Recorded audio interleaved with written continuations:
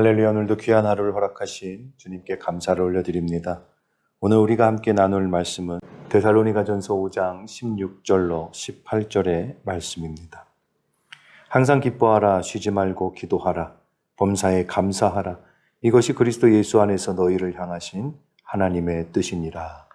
아멘. 오늘 함께 은혜 나눌 말씀의 제목은요, 하나님의 뜻이라는 제목으로 함께 은혜 나누길 원합니다. 우리 삶에서 행복하면 당연히 기뻐하죠. 그리고 또 문제가 없을 때 감사하게 돼요. 그리고 삶에 어려움이 없을 때, 그럴 때 또 하나님 앞에 나와서 기도하고 또 예배하고. 하지만 우리의 삶에 어려움이 생기거나 아픔이 생기거나 또 문제가 생기면 사실 예배하는 것도 기도하는 것도 기뻐하는 것도 쉽지가 않습니다. 오늘 본문에서는요, 사도 바울이 짧지만 강력한 메시지를 기록하고 있는데요. 항상 기뻐하라, 그리고 쉬지 말고 기도하라, 범사에 감사하라. 이것이 예수 그리스도 안에서 너희에게 행하신 하나님의 뜻이라고 기록하고 있습니다. 이 세 가지는요, 사실 각각 독립되어진 명령이 아니라 하나의 삶의 방식을 이야기하고 있어요. 그것이 무엇입니까? 하나님과 동행하라는 거예요. 오늘 말씀을 통해서 하나님과 동행하는 귀한 은혜 가운데 있길 주님의 이름으로 축원합니다. 먼저 항상 기뻐하라라고 이야기하고 있습니다. 여기서 중요한 것은 항상이라는 단어인데요. 항상은 좋을 때만을 의미하는 것이 아니에요. 기쁠 때만 의미하는 것이 아니에요. 좋은 일이 있을 때만 의미하는 것이 아니에요. 항상이 무엇입니까? 슬플 때나 기쁠 때나 어려움 중에 있거나 병 중에 있거나 아픔 가운데 있더라도 기뻐하라는 거예요. 이 기쁨은요, 어떠한 상황에서부터 오는 기쁨이 아닙니다. 무엇을 얘기합니까? 하나님으로부터 기뻐하라는 거예요. 내 삶 가운데 주님이 함께 하시는 그 이유만으로도 기뻐하라는 거예요. 관계에서 오는 기쁨입니다. 하나님과의 관계에서 오는 기쁨을 이야기하고 있는 거예요. 사도 바울이 지금 어느 곳에 있습니까? 감옥 안에 있어요. 사실 사도 바울이 기뻐할 수 없는 상황이에요. 감옥에서 어떤 자유가 있는 것이 아니잖아요. 성도의 삶의 기쁨은요, 세상이 주는 기쁨을 이야기하는 것이 아니에요. 죄사함의 기쁨, 예수 그리스도로 인한 구원의 기쁨, 하나님의 자녀가 된 기쁨, 영원한 소망이 있음의 기쁨, 이러한 기쁨을 이야기하고 있는 거예요. 이런 기쁨은요, 절대 환경이 빼앗을 수 없는 기쁨. 우리의 현실은요, 때로는 어렵습니다. 건강에 문제가 있을 때도 있고, 경제적인 어려움이 있을 때도 있고요. 가정 안에 갈등이 있을 때도 있어요. 교회 안에서도 마찬가지입니다. 그러나 하나님께서는 오늘 성경의 기록을 통해서 말씀하시기를 환경을 보고 기뻐하라가 아니라 주 안에서 기뻐하라, 나와 함께함을 기뻐하라고 말씀하고 계시는 거예요. 기쁨은 감정이 아니라 믿음의 선택을 의미하는 거예요. 그리고 또 쉬지 말고 기도하라라고 성경이 기록하고 있습니다. 성경이 이야기하는 기도는 무엇을 하든지 쉬지 않고 무릎 꿇고 기도하라는 의미가 아니에요. 의식하라는 거예요. 할렐루야. 하나님을 너의 삶에서 의식하라는 거예요. 사람이요, 숨을 쉬지 않으면 살 수 없어요. 마찬가지로 성도는요, 기도하지 않으면 영적으로 메마르게 된다는 거예요. 그렇기에 하나님을 의식하라는 거예요. 매 순간순간마다 삶에서 어떠한 일을 결정할 때도 하나님을 의식하라. 감사할 때도 하나님을 의식하라. 너의 삶이 힘들고 어려울 때도 하나님을 의식하라. 그리고 기쁠 때도 슬플 때도 하나님을 의식하라고 성경에 기록하고 있는 거예요.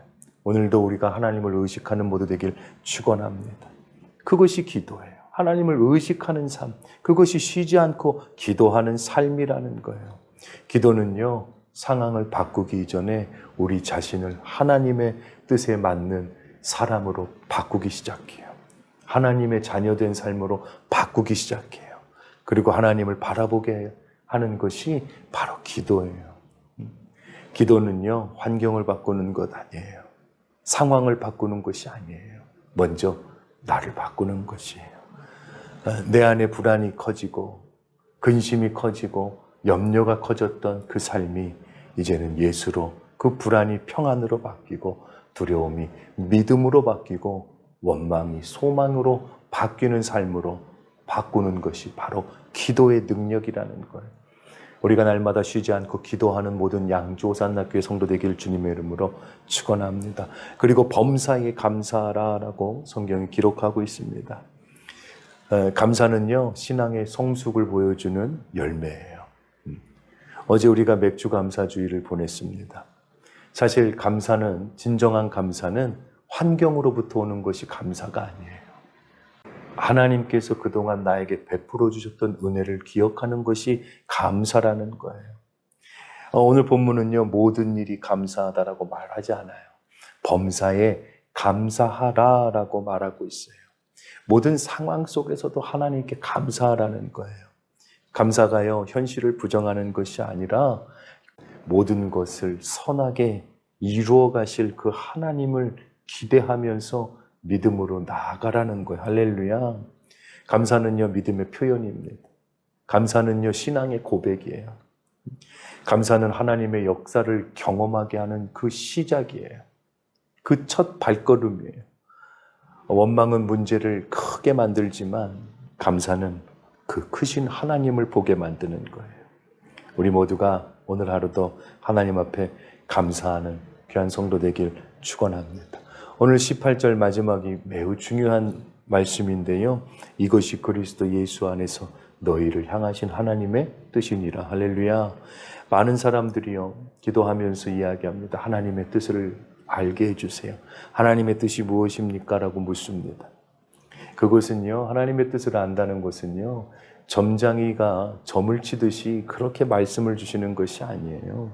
내가 어떤 것을 해야 하는지 알려주시는 것이 아니에요. 하나님의 뜻은요, 먼저 삶의 태도를 말하는 거예요. 하나님의 뜻은 다른 것이 아니에요. 하나님과 동행하는 자로 살아가라. 범사에 감사하는 자로 살아가라. 쉬지 말고 기도하라. 하나님을 너의 삶에서 의식하면서 살아라. 그리고 어떠한 환경에 있든지 그것을 바라보지 말고 하나님이 행하실 그 일을 기억하고 그 선하신 목적대로 그렇게 즐거워하며 하나님과 함께 동행하는 귀한 나의 자녀로 살아라. 이것이 하나님의 뜻이라는 거예요. 오늘 말씀은 3가지 명령으로 끝나지 않습니다. 이 모든 3가지는 하나로 연결되어 있어요. 기도하는 사람은 하나님을 신뢰하기 때문에 기뻐할 수 있습니다. 할렐루야. 그리고 그렇게 기뻐하는 자는 하나님 앞에 감사할 수 있는 거예요. 감사하는 사람은 하나님과 동행하게 되어 있는 거예요. 그리고 이 3가지가 반복되어지면서 신앙은 더욱 성숙해지는 거예요. 오늘 우리 자신의 모습을 돌아보기 원합니다.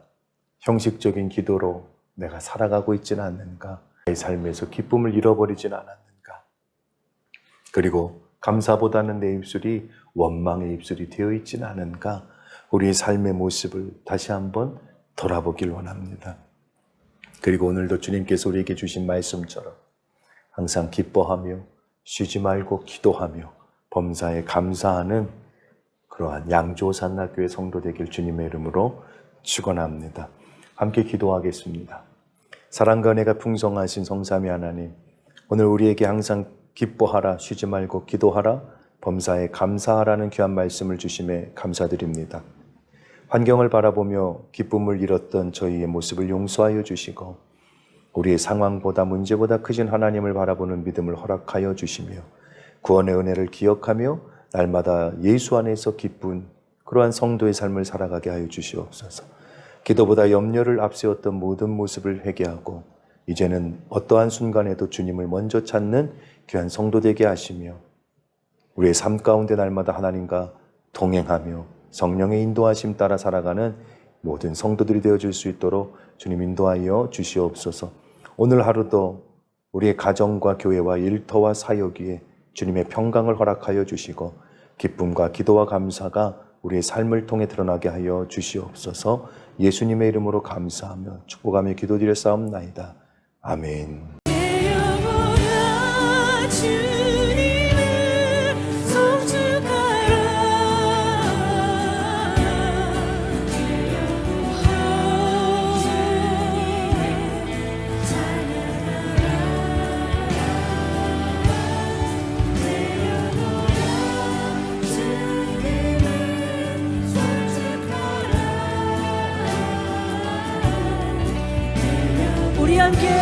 전심으로 함께 일어나서 이 고백을 다시 하십시다. 주님 내 평생 사는 동안 주님을 찬양합니다. 함께 일어나서 예배하십시다.